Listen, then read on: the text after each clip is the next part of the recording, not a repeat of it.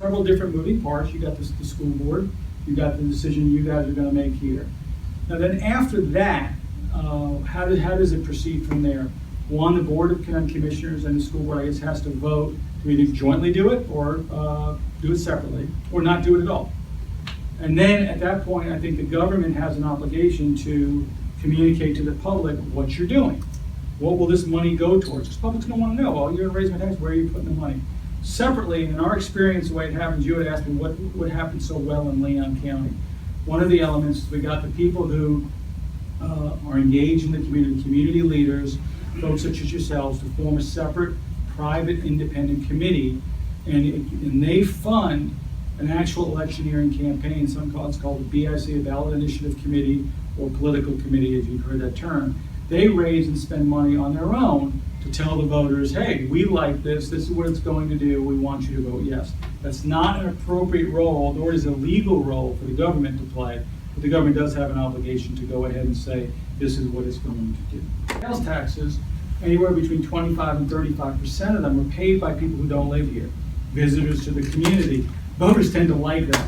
One of the things they really love is the idea that every dollar raised by this tax stays right here in this community.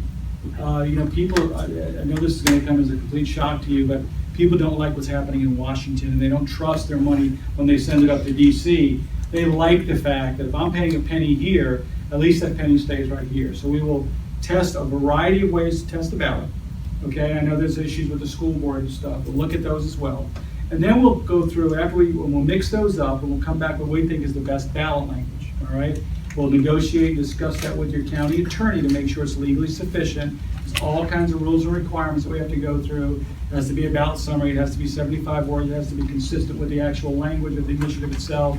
Other things about it that's guided by both statute and other guiding precedents from the courts. And then what we do is we ask a series of questions. What do they like? So for example, the question you brought up earlier about parks, we'll ask them, do you think this should go for parks? Do you think it should go for transportation or improving roads? Should be reducing traffic or widening roads? Should be going for schools? Should be going for cultural arts? Should be going for public safety, or should be going for more cops on the street? We'll test all those things. And then what that'll allow us to do is two things. One, it'll help us shape the ballot language to the maximum extent possible, making sure it's legal. And then when a campaign ensues, and that campaign will be divided into two discrete parts, we'll be able to talk about the things they like.